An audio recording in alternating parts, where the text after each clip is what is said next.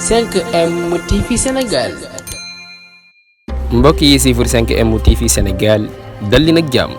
Ndiaye Lo nekk ab tiktokeur dëkk fële ca Touba moom mi nag di Ndiaye Lo fan yi coow lu bëri topp na ko ginnaaw bi nga xam ne dafa dem fële ca jumaa ja bu muy génn nag benn xale bu jigéen daal koy dogale daal di wéeru ci kawam ci biir jumaa ji loolu nag tax ñu ëpp ci taalibe yi ak ña nekkee foofa ca diwaanu Touba di ko wax ne Ndiaye Lo li muy def rafetul nekk ci biir jumaa ji ba jigéen di wéeru ci kawam di ànd ak moom loolu xam ngeen ne rafetul moo tax ñu ëpp ci taalibe yi daal ñu ngi koy sànni ay xeer di ko wax ne Ndiaye Lo daal teguwul ci yoon li muy def rafetul ci dëkk Touba moom mi nag Ndiaye Lo dëkk fële ca Touba nekk ab tiktokeur bu ñu ràññee def ay vidéo moom nag dafa dem ci jumaa ji daal ginnaaw bi xam ne génn na benn xale bu ci nag dogal di wax ne du ko bëgg loolu nag tax Sénégal yi daal ak ñu ëpp ci taalibe yi daal di ko wax ne Ndiaye Lo teguwul ci yoon mi def rafetul ci dëkk Touba kon mbokk yi jox leen di daje beneen incha allah ci 5M TV Sénégal jaa ngeen jëf ci ànd beeg 5M TV Sénégal.